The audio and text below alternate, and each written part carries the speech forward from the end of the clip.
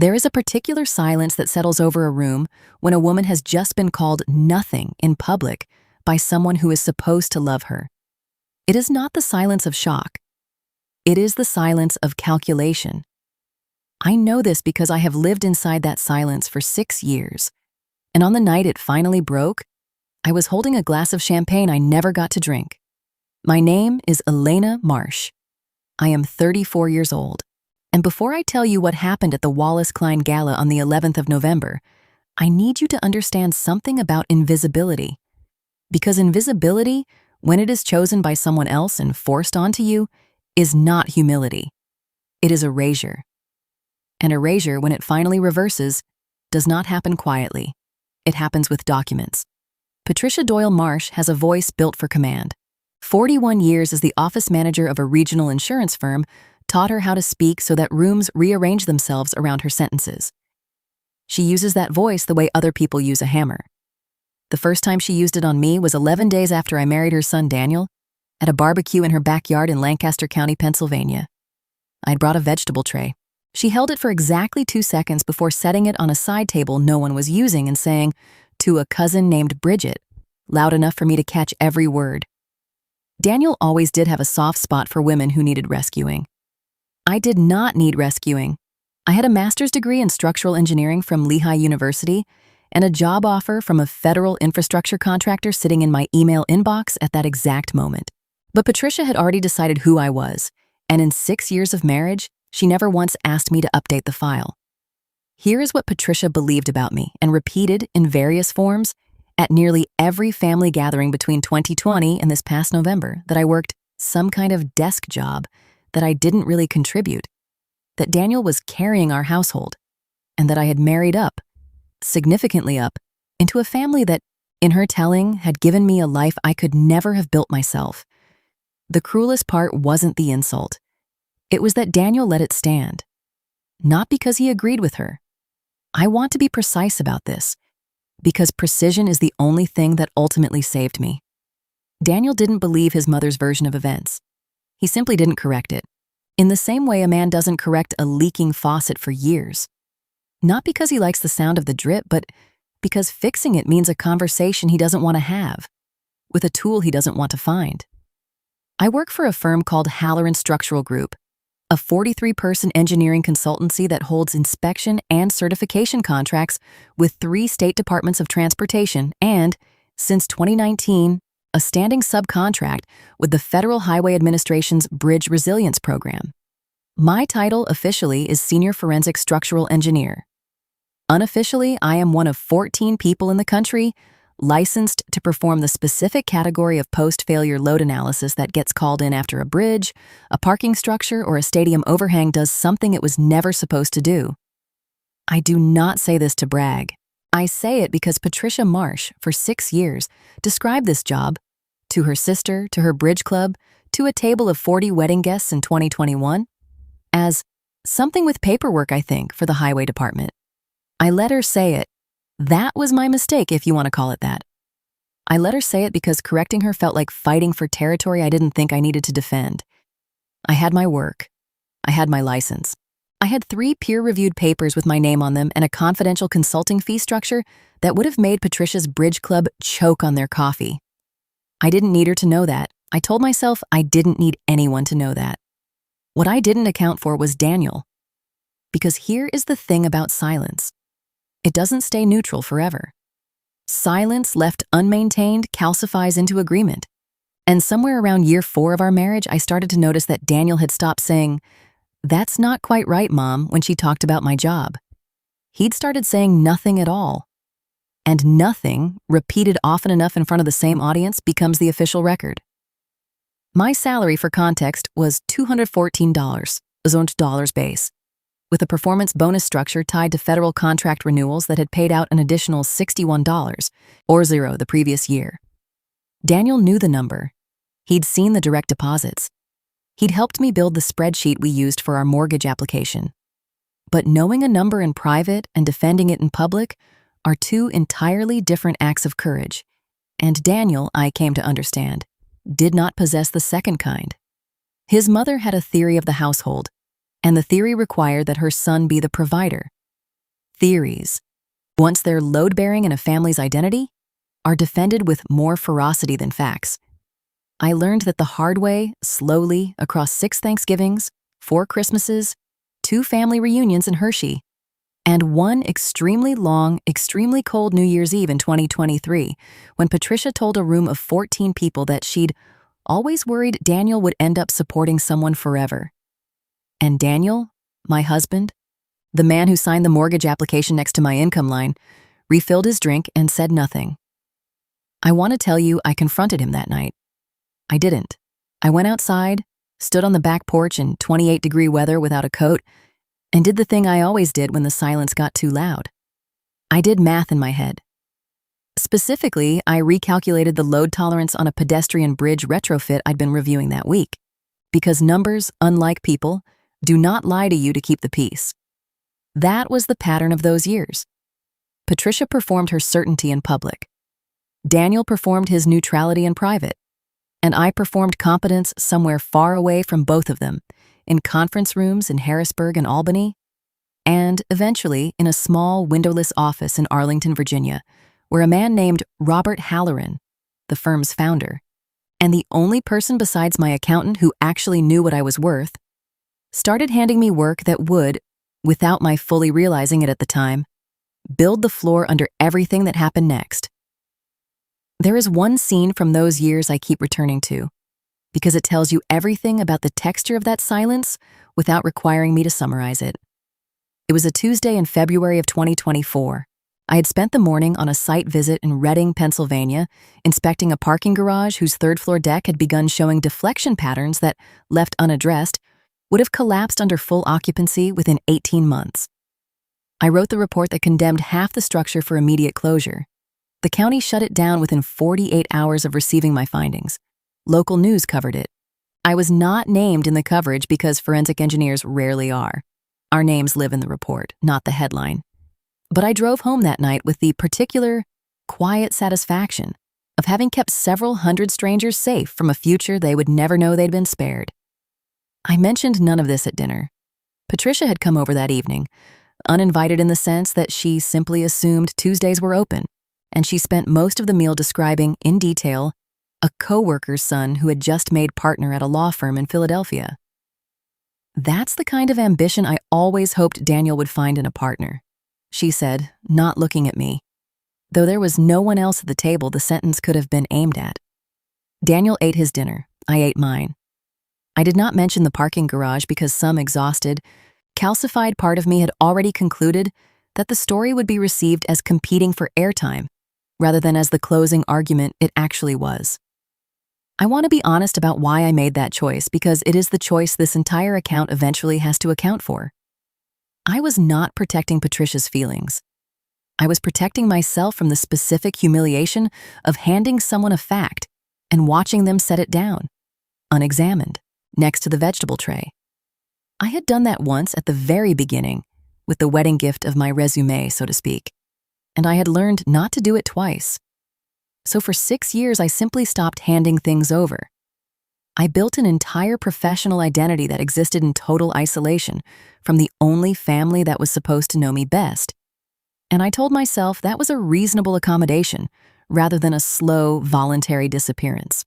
In the spring of 2025, Halloran Structural Group won the lead forensic contract on the I-95 Viaduct Reassessment Program. 11 aging overpasses across 4 states, all flagged after a partial deck failure on a similar structure in Ohio, made national news. It was, by dollar value, the largest single award in the firm's history. Robert Halloran did not put his most senior partner on it. He put me. I want to explain why, because it matters for what comes later. The viaduct program wasn't really an engineering problem. It was a liability problem wearing an engineering costume. 11 structures, 4 state dots, 2 competing contractor lawsuits already filed over the Ohio failure, and a federal oversight committee that wanted someone who could write a report that would survive a deposition. Robert didn't need an engineer. He needed someone whose findings couldn't be cross-examined into rubble. He'd watched me do that for 9 years. He trusted me with the firm's reputation in a way he had never trusted anyone else, including his own nephew. who'd been with the company longer than I had and resented me for it in ways he was not subtle about. None of this reached Patricia. Why would it? I didn't bring it home. I'd learned by then that bringing home a win just gave her a new angle to dismiss it from. The one time I'd mentioned mildly over dinner that I'd been named lead investigator on a federal contract, she'd asked whether that meant more hours away from Daniel, as though my professional advancement were a symptom of neglect rather than a fact about my life. I stopped bringing things home. I started keeping 2 ledgers, one for the family, thin and quiet, and one for myself, dense with the actual record of who I was. That second ledger is the one this story is really about. By October of 2025, the Viaduct program had produced something Robert called, without irony, the best forensic data set this firm has ever generated. I'd built a predictive failure model that the Federal Highway Administration's regional office had asked to license for use in 3 other states. There was talk, quiet, premature, the kind of talk that companies deny right up until they don't, of a partnership offer, of my name on the letterhead, of a bonus structure that would, conservatively, double what I was already earning. I told no one in my family, not because I was hiding something shameful, but because I had stopped expecting them to be a place where good news survived contact. Daniel and I had, by then, drifted into the kind of marriage that looks intact from across a room and feels like 2 people standing in adjacent doorways. We weren't fighting, we also weren't really talking. He'd started picking up more shifts as a regional sales manager for a medical supply company, a job he was decent at and visibly tired of. And I'd started staying later at the office, partly for the work and partly, I admit now, because the office was the one place where nobody required me to shrink. The gala invitation arrived on a Tuesday in late October. Halloran Structural Group's annual industry dinner, this year hosted jointly with the regional chapter of the American Society of Civil Engineers at the Wallace Klein Conference Center in Alexandria. Robert had asked me 2 weeks earlier, almost casually, whether Daniel and his family would be attending. I'd said probably just Daniel. Robert had given me a look I didn't understand at the time, a look I would understand completely 6 weeks later. Standing at a podium with 400 people, watching Patricia Marsh's face change in real time. "Bring whoever you want," Robert had said, this year especially. I should have asked him what he meant by that. I didn't. I was tired and the Viaduct reports were due, and I had stopped expecting anyone to be building something on my behalf without telling me. That, it turned out, was the last mistake of the old version of my life. The version where I assumed nobody was paying attention to what I'd built, because for 6 years, almost nobody in my family had. I need to back up because the gala doesn't make sense without understanding what Robert Halloran had actually been building, separately from me, since the summer. Robert is 61 years old, a civil engineer by training and a quiet, exacting man by temperament. He does not give speeches he hasn't drafted 4 times. He does not nominate employees for industry recognition unless the paperwork is airtight, because Robert has spent 4 decades watching engineering firms get torched in the press for overstating credentials. And he treats public praise the way he treats a structural certification. Nothing goes out under his signature unless it's been checked against the record 3 separate times. In July, the American Society of Civil Engineers Mid-Atlantic chapter had opened nominations for its annual Distinguished Service Award, a recognition given most years to an engineer with a substantial public infrastructure portfolio and a body of technical work that had measurably improved public safety. Robert nominated me without telling me. He built the nomination packet himself over 6 weekends, pulling load analysis reports, citation records from my published papers, the FHWA's internal memo praising the Viaduct predictive model, and 3 years of project outcome data showing that structures I'd inspected and certified had a failure rate improvement that the committee's reviewers, in their own notes, called statistically remarkable for a portfolio this size. He didn't tell me because, he said later, he didn't want me to spend 3 months being modest about it, deflecting, finding reasons I didn't deserve it, the way I always did. He'd watched me do that in meetings for years, watched me hand credit to junior staff, undersell my own findings in client calls, soften language in reports that should have stated plainly that I was right. He decided, in his words, to skip the part where you talk yourself out of it. In September, the committee notified Robert, in confidence, that I'd been selected. The award would be presented at the joint gala in November. Robert was asked to give the introductory remarks. This is the part of the story where I have to be honest about something. I did not discover any of this through some dramatic act of detective work. There was no locked drawer, no hidden ledger I broke into at midnight. Robert simply told me in his office, 11 days before the gala, because the committee needed biographical material from me for the program, and he couldn't keep stalling them. He closed his office door, which he almost never does, and said, "I should have told you sooner. You're getting the Distinguished Service Award next month. I nominated you in July." I remember sitting very still. I remember asking him in the flattest voice I could manage whether this was a joke, and watching his face fall slightly because Robert doesn't joke about professional recognition, and my reflex to assume it was a joke told him something about how I'd been living that he found, in his words, honestly upsetting to hear out loud. "Elena," he said, "do you understand what you've built here? Do you understand what the viaduct model is worth to this firm? I had 3 other partners ask me this year whether we should be worried about losing you to a federal agency, because your name is in every memo about that program now. You are not a line item. You are the reason the I-95 contract didn't become a liability disaster. I need you to sit with that for a second before you tell me it's not a big deal." I did not at the time fully sit with it. I went home that night and told Daniel I'd received an award. I did not tell him which award or what it represented because some old reflex in me, 6 years deep, calloused over son, still expected the news to be received as an inconvenience rather than an achievement.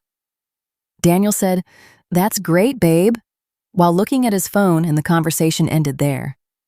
It was the last time I would let a piece of my professional life pass through our house without its full weight attached. What I want to walk through now is the part of the story that the title of this script refers to, the part where my boss revealed my real salary. Because it didn't happen the way that sounds. It wasn't an accident, and it wasn't gossip.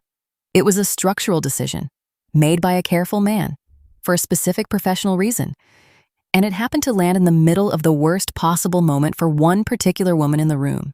The Distinguished Service Award ceremony, like most ASSE chapter events, includes a published program, a printed booklet handed to every attendee at check-in, containing the biography of each honoree. Robert had drafted my biography himself in consultation with the chapter's awards committee, and he had, deliberately he told me afterward, included 2 pieces of information that I would never have included myself. The first was my title and the scope of my federal contract authority: Senior Forensic Structural Engineer, Lead Investigator on the FHWA Bridge Resilience Program's 11-structure viaduct reassessment, Principal author of a predictive failure model now under license review by 3 additional state transportation departments. The second was a sentence I genuinely did not know was going into print until I held the program in my hands at the registration table. Ms. Marsh's compensation and bonus structure, reflecting her position as one of 14 nationally licensed specialists in post-failure load analysis, place her among the highest-earning structural engineers in the firm's 43-person practice. A fact the chapter notes specifically to correct a persistent and damaging public misconception that highly technical infrastructure roles, particularly those held by women, are undercompensated or administrative in nature.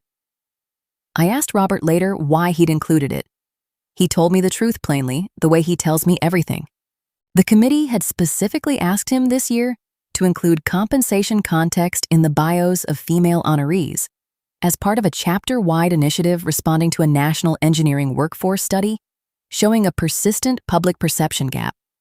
The same study, incidentally, that the Department of Labor had cited in a report I'd actually contributed survey data to anonymously 18 months earlier, without ever connecting that data point to my own life until the night it came back to find me. Robert had no idea when he agreed to the committee's request that the sentence would do anything beyond its intended purpose. He didn't know about Patricia.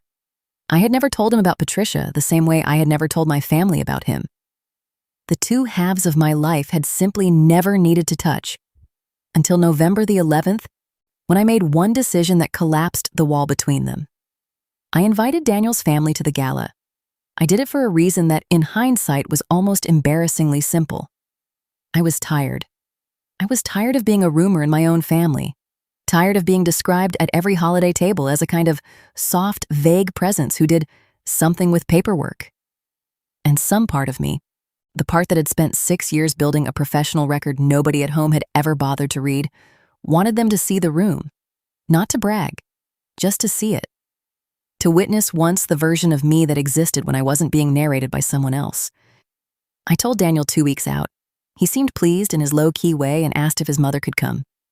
I said yes before I'd thought it through, because some old habit of accommodation still ran the scheduling in our marriage. Patricia confirmed within the hour. She told her sister, according to a cousin who later relayed this to me with what I can only describe as relish, that she was looking forward to seeing what exactly Daniel's company does for these little dinners. Already before she'd arrived, recategorizing the event as Daniel's professional world rather than mine. A small, almost reflexive erasure, the kind she'd been performing for 6 years without apparent effort. I should have corrected her in that group text. I didn't. I had stopped correcting her months earlier, not out of peace, but out of exhaustion. I told myself it didn't matter, that the night would speak for itself. I had no idea at the time how literally that would turn out to be true. The Wallace Klein Conference Center seats 412 people in its main hall, and on the night of November 11th, every seat was filled. Round tables of 10, white linen, the ASSI Mid-Atlantic chapter banner hung behind a stage with a single podium and a screen that would, later that evening, display a slide I had not seen in advance. I want to describe the seating arrangement, because it matters. Robert had placed me at the head table beside the chapter president and 2 members of the Federal Highway Administration's regional office. Daniel sat to my left. Patricia sat beside Daniel in a navy dress she'd mentioned, twice. Had cost more than she usually spent on this sort of thing, which I understood to mean she had assumed, walking in, that this sort of thing was beneath her usual standard. A company dinner for her son's wife's paperwork job. Dinner was uneventful for the first hour. Patricia asked the FHWA regional director, a woman named Carol Esposito, what she did, and seemed visibly more interested in Carol's answer than she had ever been in mine. At one point, Patricia turned to me and asked, not unkindly, but with the particular tone she used when she believed she already knew the answer, "And what is it you do here tonight, Elena? Are you helping with the registration table, or is this more of a guest thing for Daniel's work?" I said I was a guest of the firm. I did not elaborate. 6 years of practice had taught me there was no version of elaboration that survived contact with Patricia's certainty. The chapter president began the awards portion of the evening around 8:40 p.m. There were 4 categories that night: Young Engineer of the Year, the Infrastructure Innovation Award, a Lifetime Achievement Recognition for a retiring civil engineer from the Virginia DOT, and last, the Distinguished Service Award. Robert had specifically asked to present that one himself, which the committee had agreed to, given his standing in the chapter and, as I understood only later, given the personal significance he attached to the nomination. He walked to the podium a few minutes before 9. I remember the moment clearly because Patricia leaned toward Daniel and murmured, audibly enough that I heard it from his other side, "Is that her boss? He looks important. I'm surprised they let her sit up here with everyone." Daniel said nothing. I looked straight ahead. Robert adjusted the microphone, glanced briefly toward our table. A glance I understand now was a question, a final check, "Are you ready?" And I gave him nothing in return because I had no idea what was coming, and began to speak. "This year's Distinguished Service Award," he said, "goes to someone I almost didn't get to introduce tonight because she would have talked me out of nominating her if she'd had the chance." There was a ripple of soft laughter through the room. Patricia did not laugh. Patricia was looking at the screen behind Robert, which had just changed from the chapter logo to a photograph. My photograph, the one from the firm's website. The one Patricia had probably scrolled past 100 times without registering it as anything other than Daniel's wife's work picture. "In 2025, Robert continued, the Federal Highway Administration's Bridge Resilience Program needed a lead forensic investigator for the largest viaduct reassessment contract this region has seen in a decade. 11 structures, 4 states. A federal oversight board that had already watched one similar contract collapse into litigation after a structural failure in Ohio made the national news. We put one engineer in charge of making sure that didn't happen here." He let that sit for a second. The room had gone quiet in the particular way rooms go quiet when people sense a name is coming. Elena Marsh has spent 9 years at Halloran Structural Group, building a body of forensic work that I will tell you plainly, as her employer and as a 40-year veteran of this field, I have not seen matched by anyone else on our staff, including myself. She is one of 14 engineers nationally licensed to perform post-failure load analysis. The predictive failure model she built for the Viaduct program is currently under license review by 3 additional state transportation departments. Because it works, and because the data behind it is, in the words of the Federal Review Committee, statistically remarkable. I was aware in a distant way of Daniel turning to look at me. I was aware of Patricia not moving at all. Robert continued, reading now from the printed biography, the one with the sentence I hadn't fully absorbed at the registration table. I want to read something directly from tonight's program, he said, because the chapter asked this year's committee to include it. And I think it matters enough to say out loud rather than just hand you a booklet. Ms. Marsh's compensation and bonus structure, reflecting her position as one of 14 nationally licensed specialists in post-failure load analysis, place her among the highest-earning structural engineers in the firm's 43-person practice, a fact the chapter notes specifically to correct a persistent and damaging public misconception that highly technical infrastructure roles, particularly those held by women, are undercompensated or administrative in nature. He looked up from the page. I'll go further than the program does because I think the room deserves the actual number, not just the framing. Elena's total compensation last year, base and performance bonus combined, was $275,000.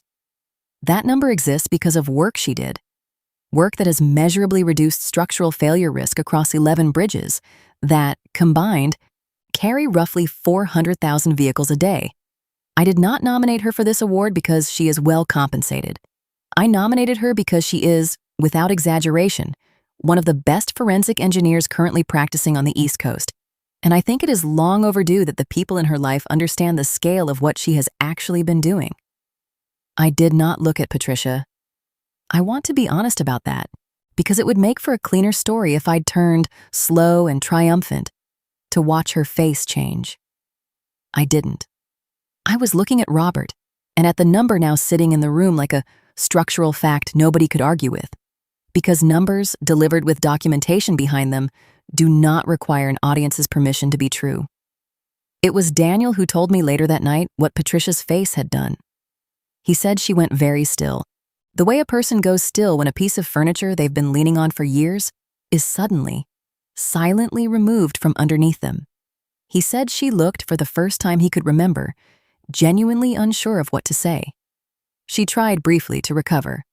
As the room applauded, and it was a long, full-throated applause, the kind reserved for people the room has decided to take seriously, Patricia leaned toward Daniel and said, quietly enough that she may have thought I couldn't hear it, well, I suppose insurance underwriters never tell you about the bonus structure either.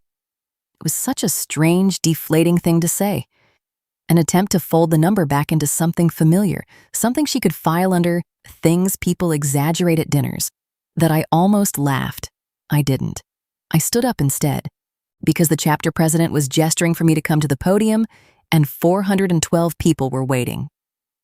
I did not have prepared remarks. I want to be clear about that because everything I said next came out of 9 years of swallowed corrections, not out of any plan to humiliate anyone at that table. I thanked the committee, I thanked Robert, and meant it, and told the room.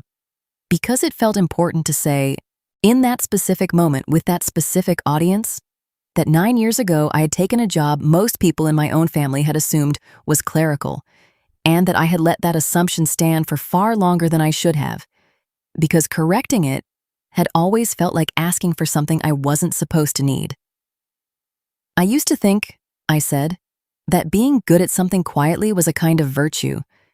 I've changed my mind about that this year.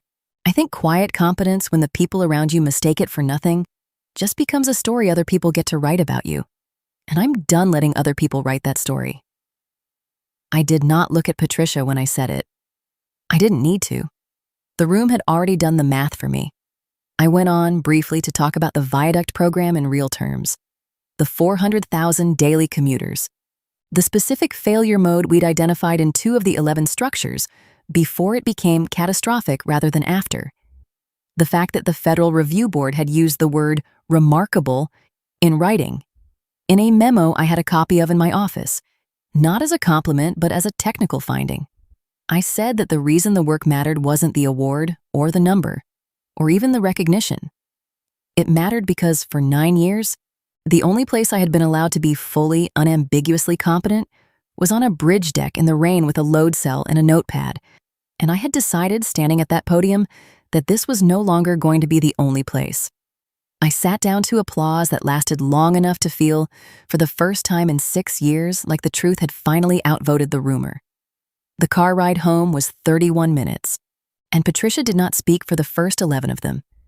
When she finally did, it was not an apology. I want to be precise about that because the version of this story where Patricia breaks down in the back seat and says she's sorry, she had no idea, she'll do better, that version did not happen, and I am not going to manufacture it now for the sake of a tidy ending.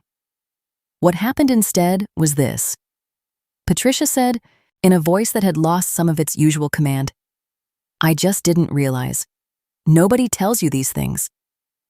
It was, I understood even then, the closest she was capable of coming to acknowledging 6 years of error. And it was not enough. And I told her so. I said, "Patricia, I told you what I did for a living.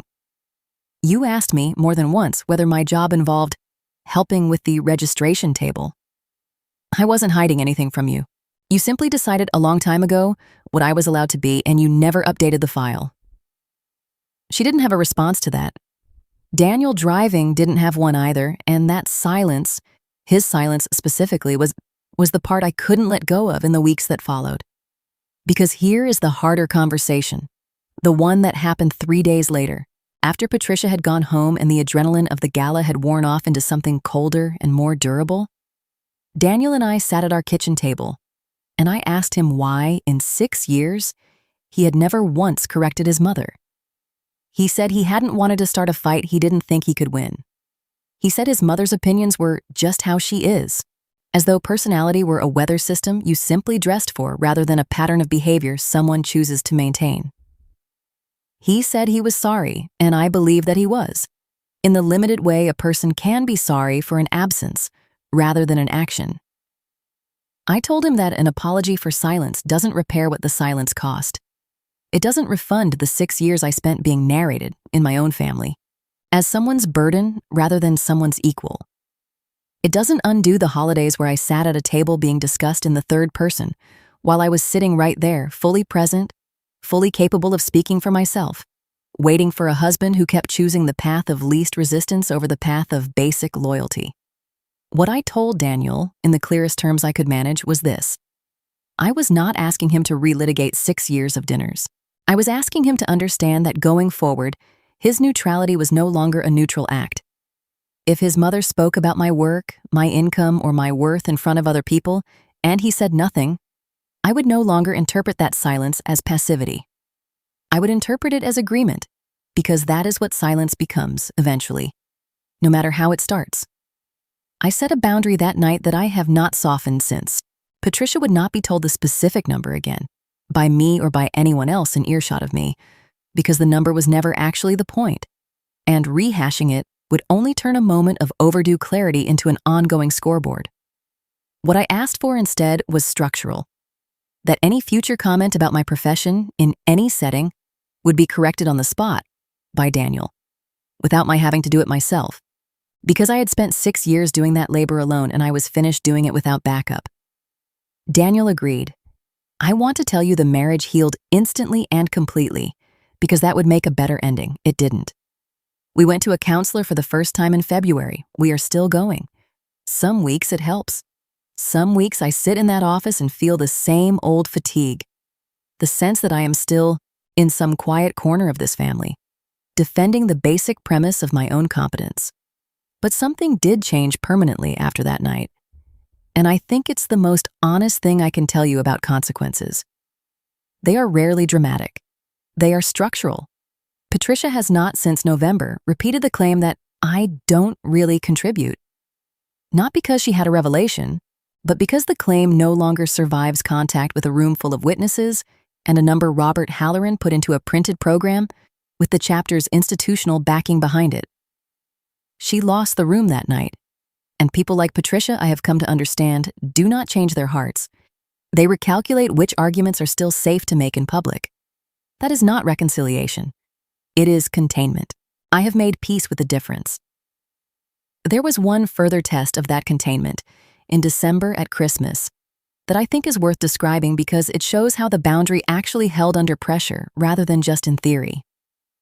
Daniel's sister Marie, who had always treated Patricia's commentary about me as harmless family color rather than something worth challenging, made a joke at the dinner table about Elena finally getting famous. He delivered in a tone clearly meant to gently needle rather than celebrate. The old version of this family would have let that line sit there, accumulating, the way every other line had for 6 years. Daniel didn't let it sit. He said evenly, without raising his voice, "She's not famous. She's good at her job, and it took us all too long to notice. Let's not turn it into a bit." The table went quiet for a moment, and then conversation simply moved on, the way conversation does when a correction lands cleanly instead of becoming its own production. It was a small moment. It was also the first time in 6 years I watched my husband spend social capital on my behalf without being asked to, and I want to be honest that it mattered more to me than the entire ballroom had. That is not reconciliation. It is containment. I have made peace with the difference. In March, Halloran Structural Group offered me a junior partnership, with my name added to the firm's letterhead and an equity stake tied to the Viaduct program's continued performance. Robert told me when he made the offer that he'd watched me spend 9 years building a record that should have made this conversation happen 3 years earlier, and that the delay was his failure as much as anyone's. He should have pushed the recognition sooner, should have said the number out loud sooner, should not have let me carry the assumption that quiet excellence eventually announces itself.